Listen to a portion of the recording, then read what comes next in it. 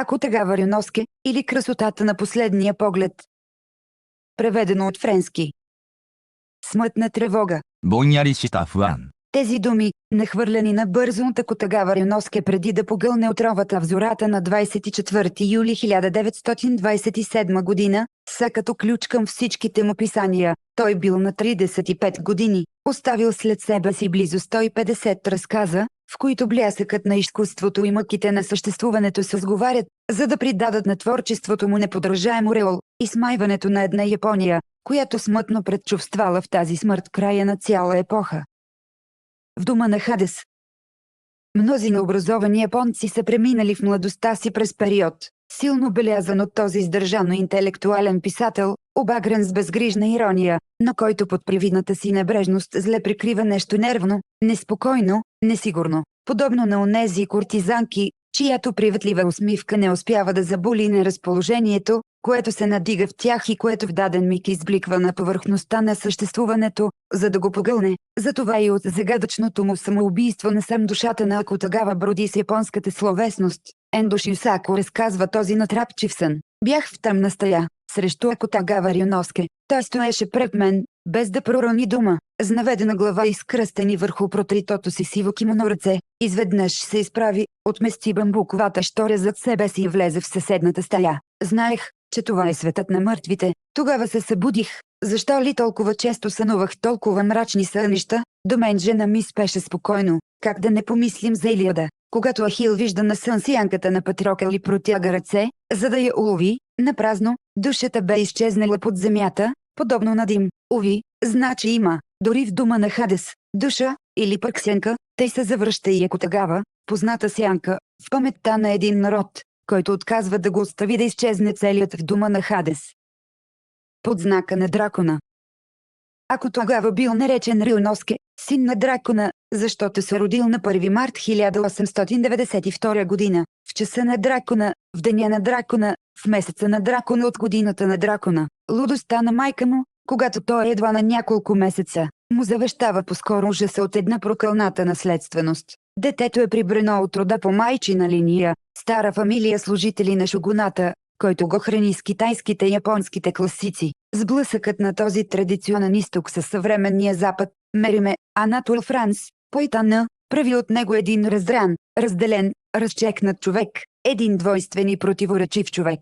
Тази трудност да бъдеш обща за неговото поколение, разказите му ще уточнят и ще усилят до нещо като натрапчива мания. И все пак от всички японски писатели никой не бил по-предразположен от Акутагава да намери убежище в изкуството. Той се описвал като читател, покачен на стълбата в някоя книжарница, отмерващ оттам горе нищожността на продавачите и клиентите, щурещи се между рафтовете. Човешкият живот не струва дори един стих на Бодлер. 人生は一行用のボードレールにもしかない。 Казвал той.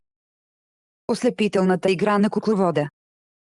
Акутагава се наложил на 24 години като принц на късия разказ.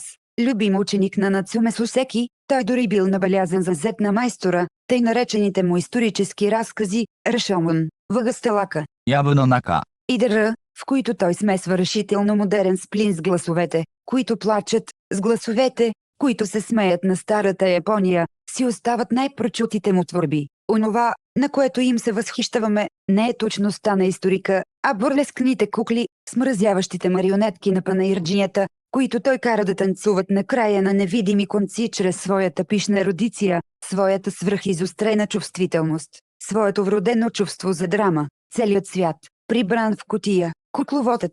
世の中は箱に入れたり、傀儡し、 Жан-Жак Оригас коментира, авторът сякаш се изплъзваше, нима не бе озаглавил сборници с разкази кукловодът 傀儡し、 и въртележка оценки. 影灯籠。 И въпреки това читателят усещаше присъствието му на всеки ред. Този театър на сенките достига връхната си точка в картини от ада, 地獄編。 където художникът Йошихиде, за да завърши стенописа си, съзърцава как собствената му дъщеря изгаря жива пред очите му, а после се обесва, защото съвършеното изкуство прилича на пламък, който изисква жива храна, и Акутагава ще си постави за чест да бъде неговата доброволна жертва. Мъченик на изкуството. Внезапно кукловодът се появи лично, сред декорите на действителния живот, и в често покъртителни творби той описа натрапчивите мисли, които малко по-малко го връхлетяха и които трябваше да го отнесат. През 1927 година, разпадането на разсъдъка му под напора на болезнени натрапливости и мрачни наслади диктува последните му шедьоври. То се превръща в кикоцкапа, в халюцинация с зъбчати колела, 歯車。 в лудост с животът на един глупак. あるアホの一生。 В края на краищата аз съм син на луда жена, признава той в писмо до един стар приятел, ある旧友へ送る手記。 написано в навечерието на смъртта му, и добавя, може би ще се присмееш на противоречието, в което се намирам, аз, който, обичайки красотата на природата, решавам да се самоубия, но природата е красива, защото се отразява в моя последен поглед. Кавабата Ясунари се умя да изкаже трагизма на това последно плъмване, най-често вълнав и отпаднал, той пламва в последния миг, преди да угасне съвсем. Тъй угасна синът на дракона, мъченик на изкуството, с отворена Библия, под звука на падащия дъжд. Шиганоя, узнавайки за смъртта му, изрече тази фраза с възхитителна сдържаност. Не можеше да постъпи другояче,